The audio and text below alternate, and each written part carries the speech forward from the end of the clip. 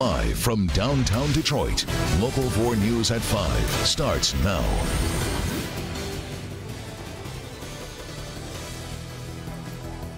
Preparing for liftoff, the countdown is underway for the 2017 Ford fireworks. We are live with what's coming up. We've been waiting all day, and a judge's decision could come at any second in the big immigration case. The bus driver could do nothing to stop it.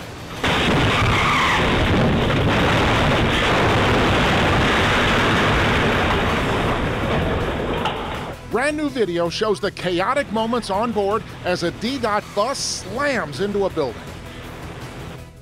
Wow, that is incredible. What a scene, huh? That video, our first real look at what happened on Detroit's west side. That was back on May 26th. Take a look at the damage that crash caused, with the bus going clear through the wall. Amazingly, everyone on board that bus survived. Jason Colthorpe joins us live tonight with more of the video you really have to see. This is unbelievable, Jason. It really is, Karen, and there's 7 angles on that bus, and it all happened because of an SUV flying down Doris here, runs this stop sign, and the point of impact is just beyond here. Now I want to tell you what you're going to see in this video, a lot of different angles to show you. Number one, a lot of people whose faces have been blacked out by the city, redacted, so you're going to see a lot of boxes, but you're going to see them moving around. Now over at the point of impact, see that those 2 power poles have been replaced. Watch for that right one to get snapped in half in this video. The moment of impact when an 18-year-old young man driving an SUV blows a stop sign at Dexter and Doris and collides with a DDOT bus, sending it crashing into a building.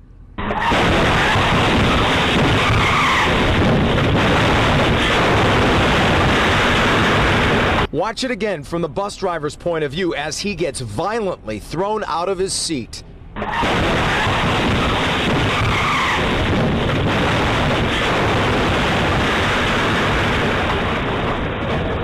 Passengers who were hurt themselves can be heard asking the driver if he's okay. Where's the driver? Driver! Is the driver okay? Driver, are you all right? No. Okay, I got my cell phone. I'm going to call some help. An accident with enough force to push the SUV 50 yards and still crash through this brick wall.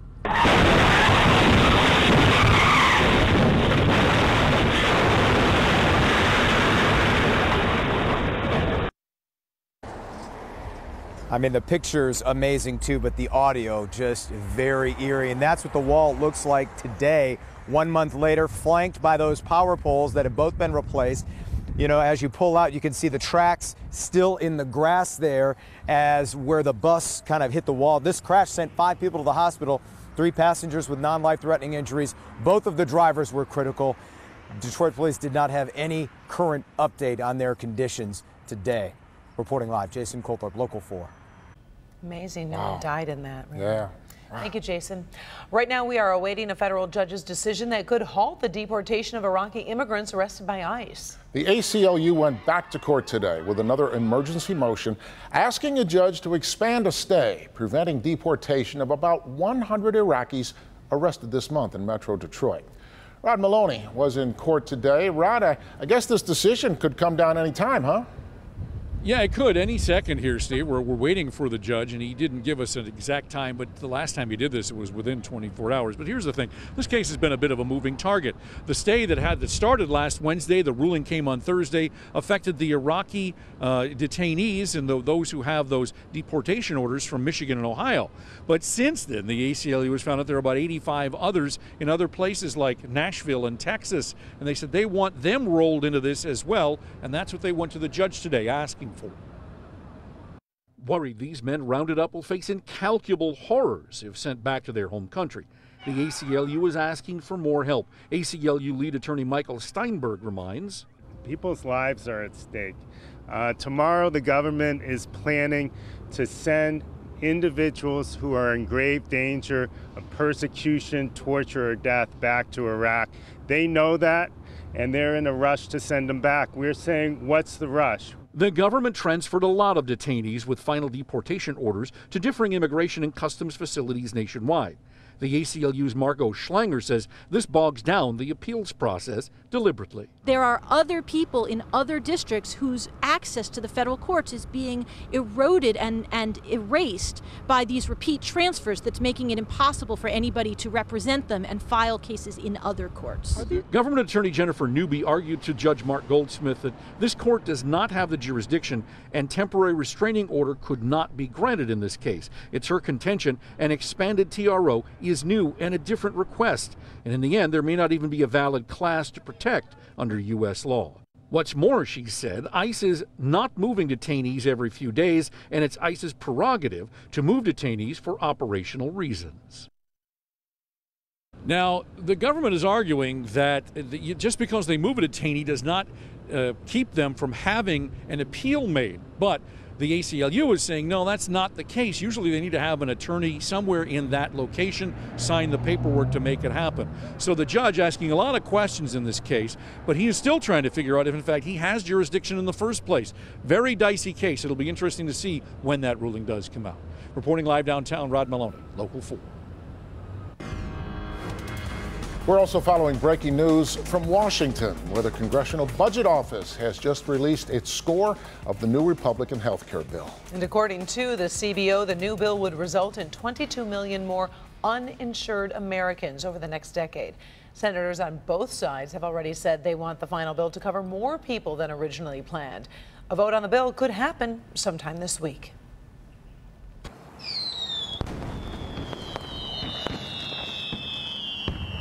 I'd know those sounds anywhere. Welcome to Detroit's big night to shine. It is the 2017 Ford fireworks. That's right, and you're looking at live pictures from Sky 4 as the Ford fireworks are set to kick off just a few hours from now. Already people are flocking to the Detroit riverfront, angling to get the perfect spot. And just a few hours from now, 3 or so, as a matter of fact, we'll be bringing you our coverage of this terrific event. Always one of the best nights of any year in the city of Detroit, and you'll see it all unfold live here on Local 4, as always. Good to have you with us here from along the Detroit riverfront with Kimberly Gill. I'm Devin Skillion.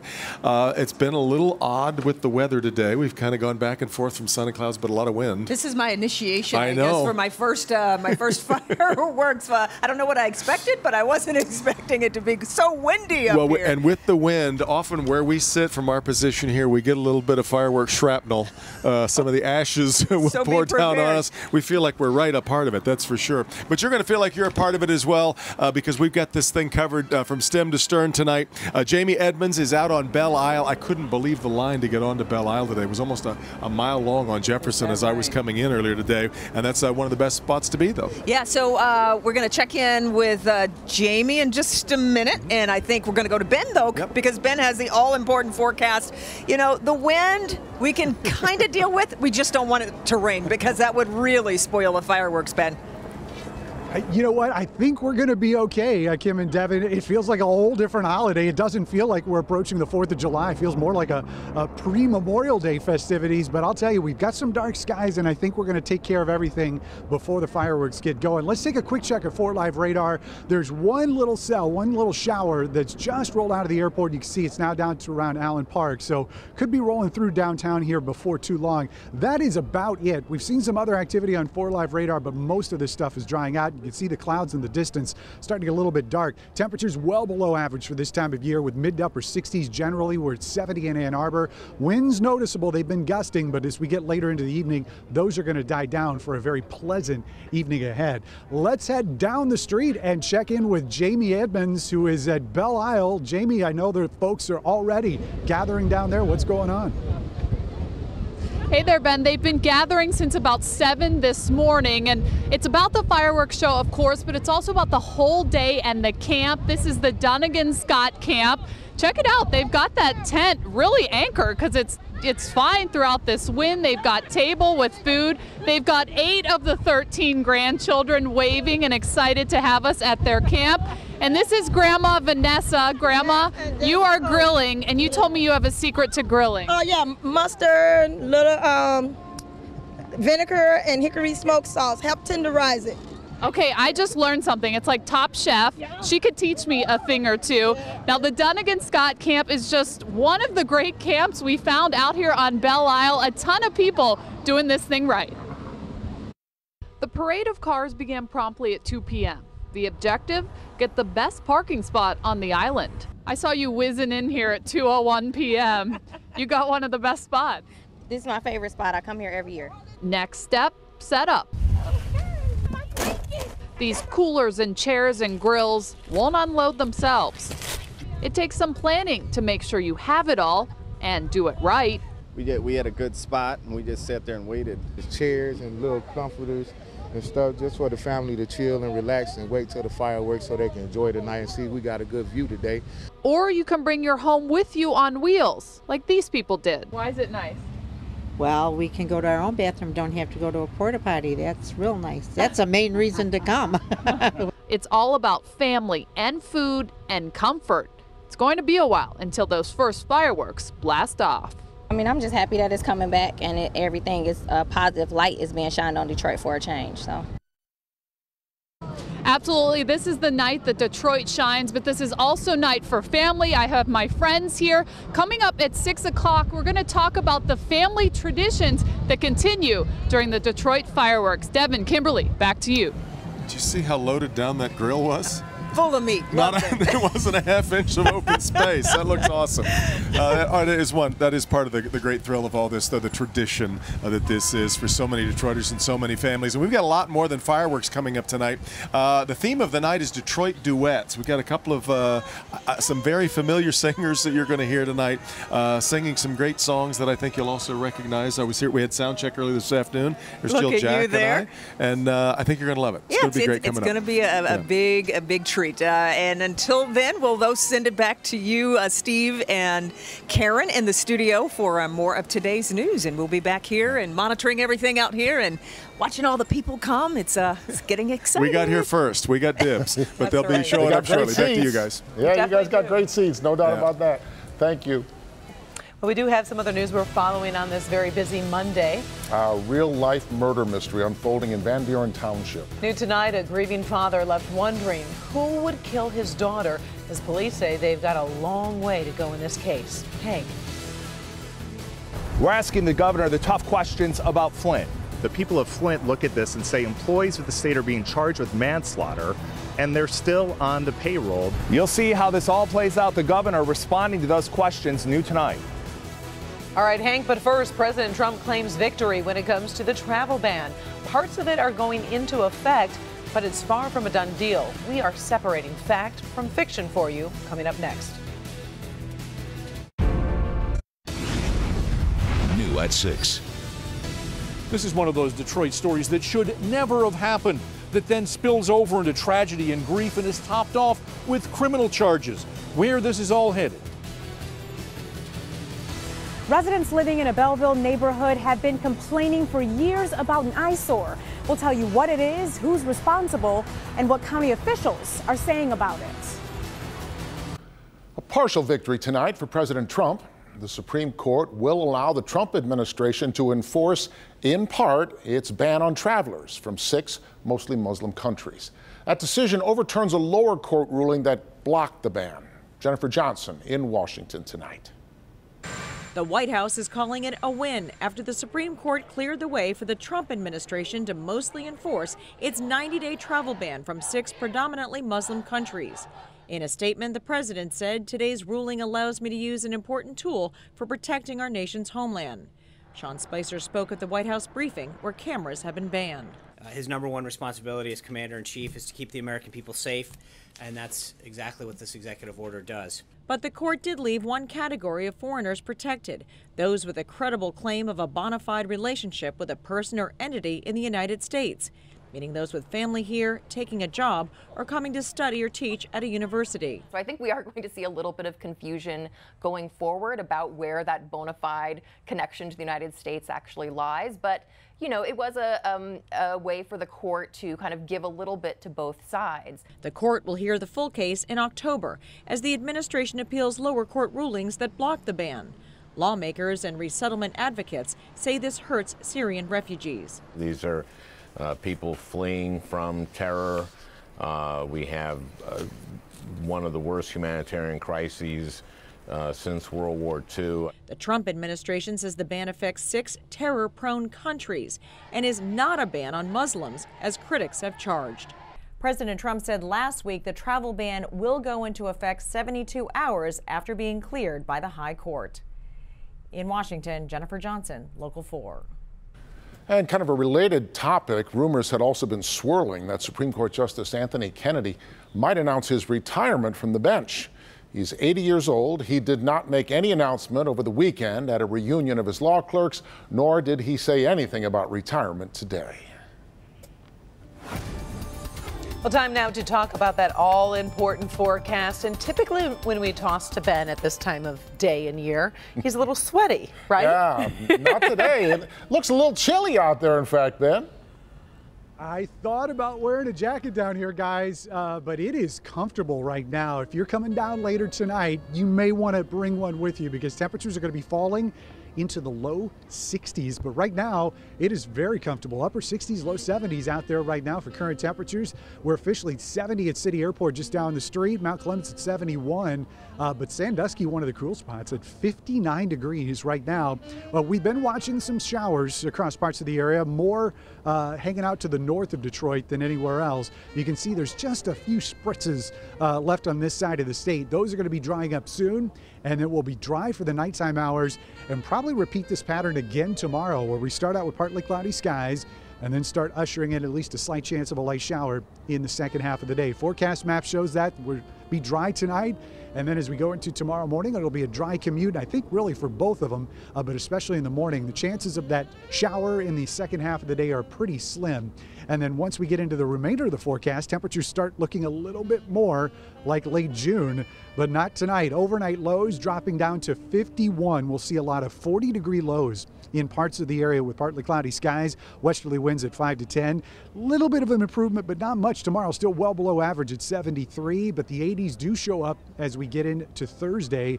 We'll see those numbers climbing to the 80s and staying there all the way through Monday of next week.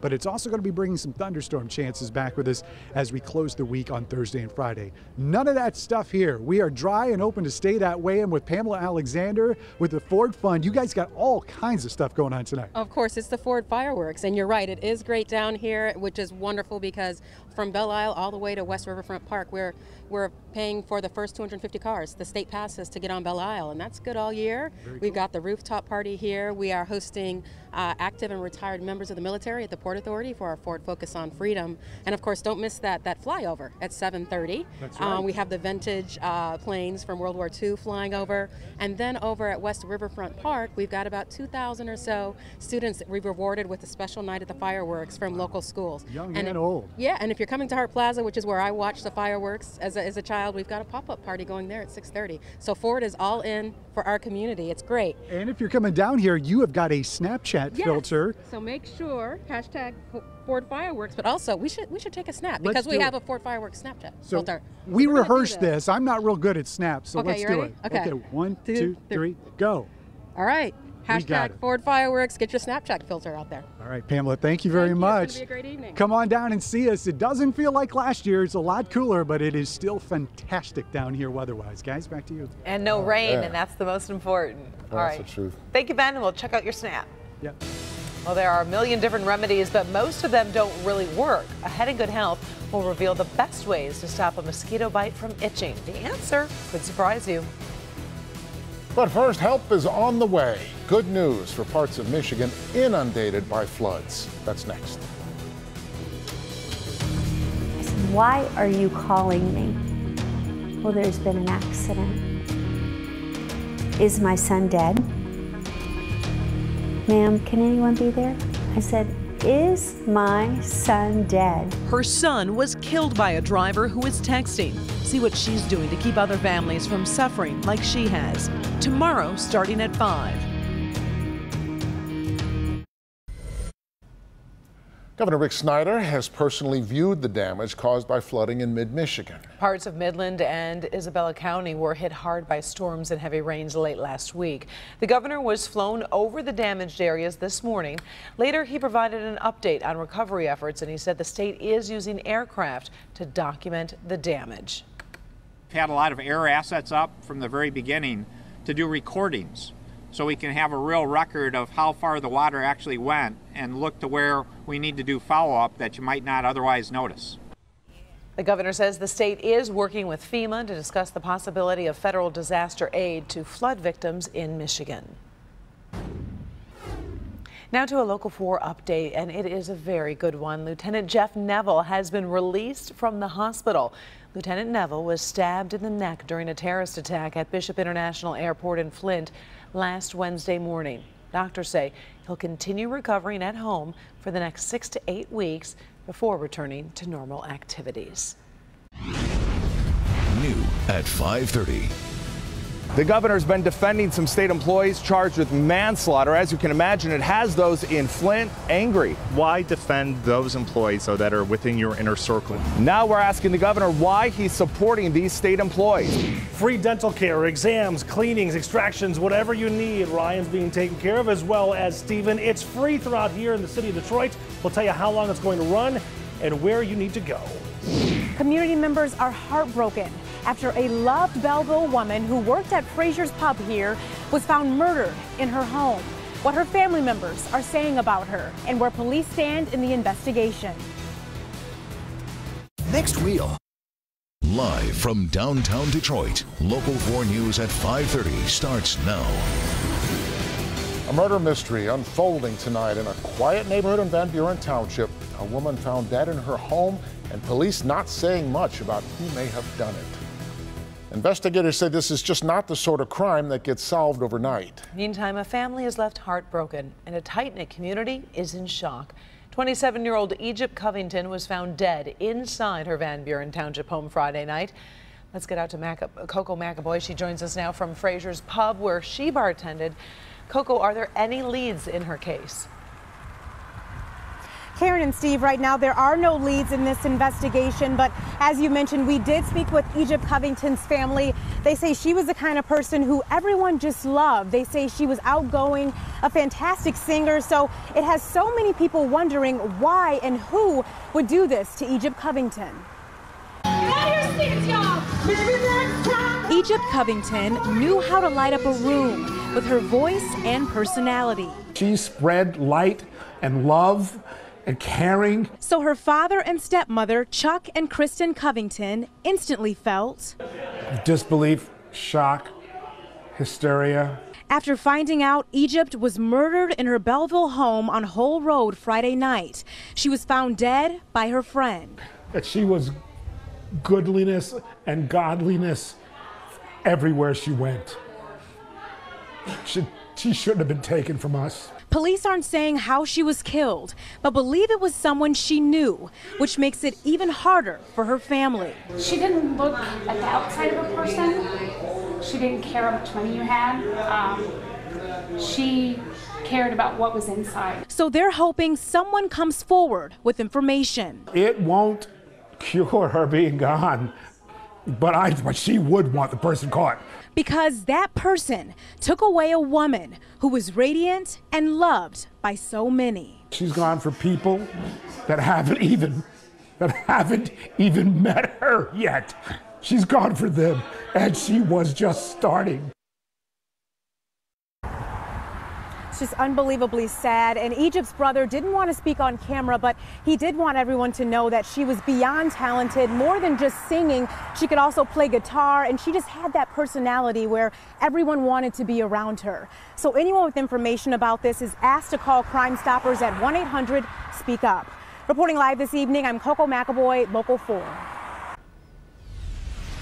There are a lot of folks upset that Governor Snyder is publicly supporting state employees who are charged with manslaughter for their roles in the Flint water crisis. Now, for the first time, the governor answering some tough questions about this decision. Our consumer investigator Hank Winchester was the only reporter to track down the governor today to hear what he has to say about this. Hank? And Steve, this all took place here in Auburn Hills. You can see the tent here behind me, the governor here for this groundbreaking ceremony, but we needed to ask him the tough questions about what's really going on in Flint.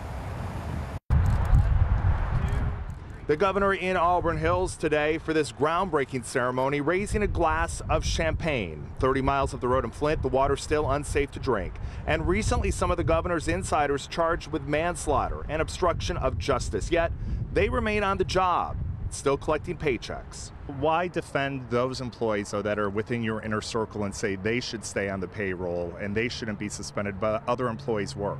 Those were decisions of the department directors. Those weren't my decisions. But ultimately, it stops with you. No, not in the case of those other employees. After Michigan's health director and chief medical examiner were charged with these very serious crimes, the governor did something he's never done before with others who've been charged for their role in the Flint disaster.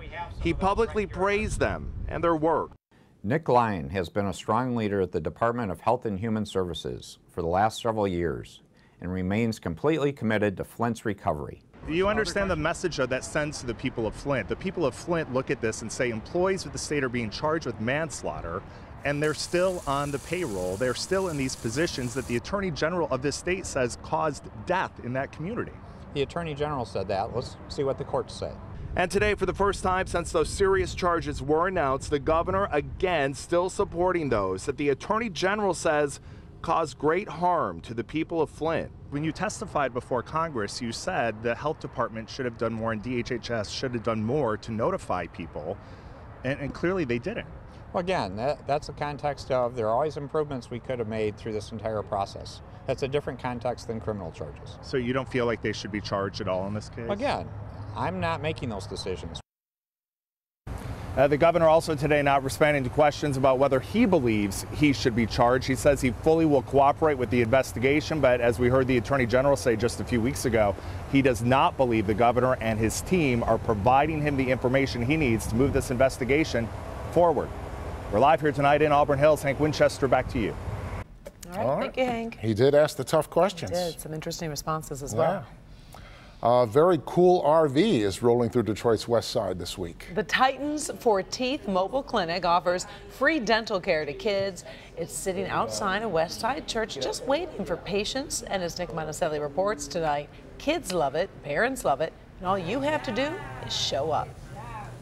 Well, I'll take you inside the Titans of Teeth RV here in just a minute, but you have to understand the bigger picture, the bigger process, because the RV is only half of all the free dental care they're working on. Open really wide. Anything that's new, especially with teeth and doctors, it's like, okay, cool, what are we gonna do and how is it gonna be? Let's face it, getting your teeth cleaned and examined isn't necessarily a fun process. Right now it's okay because she has a lot of open contact with teenage tooth. But U of D's dentistry school is at least trying. Hey, look at that, it's pink. Is pink your favorite color? I can tell you have a pink blouse on. Especially for the little ones. Jaslyn Humphrey brought her daughters to the Titans for Teeth Dental Mobile Clinic, and yes, found it fun, but just as important, she found it easy. You don't have insurance, you got the help, it's free, it's there, so it's very convenient. The mobile dental clinic is a partnership between U of D School of Dentistry, which provides dental students, and Delta Dental, which pays for the program and the RV. So when people come on here, they're like, what? April DiGiovanni works both on the RV and today inside the House of Prayer and Praise Church. Has the tooth fairy came and seen you? Where they set up additional chairs. We do the fillings, we do the extractions, we do the exams, so you don't have to continue care anywhere else. A recent study says 42% of third graders in the Metro Detroit area have an untreated dental disease. The mobile clinic treats kids of all ages, offering cleanings, x-rays, extractions, fillings, and more, and all for free. You might be the first person to give them a toothbrush, you may be the first person to give them floss, and you know that it's just helping them in the long run. Not only helping the kids, but the adults too. I learned a lot. I got a good demonstration on how to floss properly, circular motions when you're brushing your teeth, so I learned a lot, good tips. Detroit's West Side, Nick Monticelli, Local 4. The mobile clinic will be on the west side all week. To schedule an appointment, call the House of Prayer and Praise. The number's on your screen, 734-776-3998. Walk-ins are welcome too. All right, welcome back to the Detroit Riverfront.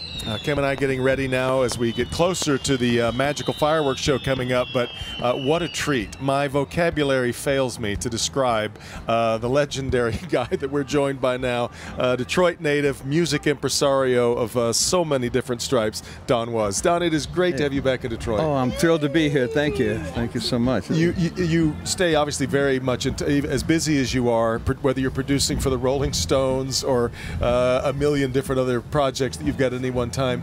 You never really seem to let your heart get too far from Detroit. Oh no, I'm a Detroiter. Yeah, I live all over the place, but I see myself ending up here too. I know I'm gonna come back here. Yeah. Well, you get back about 4 times a year. You said you're living out in California. Yeah. When you come back, what do you think about your city, especially when you see all the restaurants and the places to shop and stuff like that? You know, every time I come back, I see the whole thing changing for the better. It's really amazing. And plus, as I travel around and people ask about Detroit, you can see the general perception is that there's something new and exciting and young going on here. It's making it a really desirable place. And in your line of work, I don't want to go over the top too much, but I always do when I talk to people. But I don't think I will accept no debate on this. There is no greater music city in the world than Detroit when you look at the span of the people. And you're part of what Detroit has actually put out into the music world. Well, thank you, man. It's an honor to be part of it.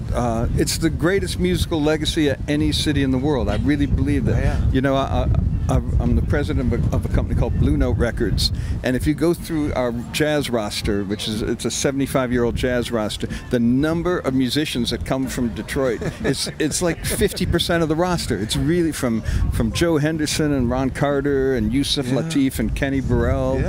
It's the Thad Jones and Elvin Jones. I mean, so many of the artists. And that's just one slice of the music spectrum. Where that doesn't even get us into Motown and rock. No, it's crazy what happens here, and I think it's because all these great cultures, came together here years ago too. I think primarily, people from all over being drawn to the auto plants. Yeah. And so you had it's so culturally rich that there's so much to absorb, and great stuff comes out of it. And we're about out of time, but I want to make sure we mention that's part of why you do Concert of Colors here every year. That's exactly right. Which is coming up in July. It's coming up in July. Yeah. So nice. Make sure you get out for it. I'm thrilled. Yeah, absolutely. It's going to be a big night. And it is going to be a big night. If you're heading down here and trying to figure out the best way to get here, the best places to park, Kim DeGiulio has a look at it. The big fireworks show starts in just a couple of hours. Traffic volumes are starting to build. Road closures will start soon. So if you're still planning to watch the show live, you may want to coordinate with a friend and drive together. Hey, let's go. Let's roll. All right. We encourage individuals to carpool because that then gives us more space, so there's not too many cars in the downtown area. All downtown parking lots will be open on a first-come, first-served basis. For $10, you can park in the Millennium Garage, Grand Circus Park, Joe Louis Arena Garage, and the Premier Parking Garage. All surface lots will also be available. Another option is getting dropped off downtown by a cab, Uber, or a Lyft. No matter how you plan to get down here, plan on getting here early. It's going to be crowded. The downtown area will have upwards of 1 million people in all of our viewing areas. Road closures will begin at 6 p.m. The lodge will close from I-75 to Griswold, and the southbound lanes of I-375 from I-75 to the lodge will also close. However, you are still able to get by using some of the surface streets after that time. The freeways will reopen once the fireworks are over with. Detroit police want to remind people to be patient while leaving the city and pay attention to the directions given by the police officers conducting traffic. We're usually able to get traffic out within the hour. And if you do plan on driving downtown, make sure you're parked in a legitimate parking spot. If you're parked illegally, your car will end up here and you'll have to pay $215 to get it back. Obviously, not the way you want to end your night. Reporting in Detroit, I'm Kim DeGiulio, Local 4. It's an expensive night. You don't want to Nobody add wants that to your that. tally. You'd That's rather right. spend it on the barbecue and all the fun stuff. All Yeah. the fun stuff, and people are already coming down here. So get down here and get your spot quickly as you can. Or keep the spot you have right now, because you've got a really good seat for our program, which will be beginning tonight right about 8 o'clock, and we'll take you right up to the fireworks right after the time that it gets dark. Steve and Karen, back to you. Oh, lots of people will be tuning in, that's for sure. Yeah. All right, thank you, Devin. Thanks, Kim. guys. The millennial generation likes to do one thing a lot. Ahead here at 5:30. What new numbers show most of them do up to 5 times a week. That could lead to some trouble down the road. But first, how do you make a mosquito bite stop itching? We'll show you the best way. Coming up. Some people